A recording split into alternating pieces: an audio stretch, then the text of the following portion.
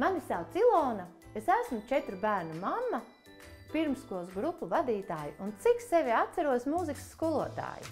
Mana dzīve ir kā maratons, kā sprints. Reizēm tas ir straujāks, reizēm nedaudz lēnāks, bet ļoti aizņemts.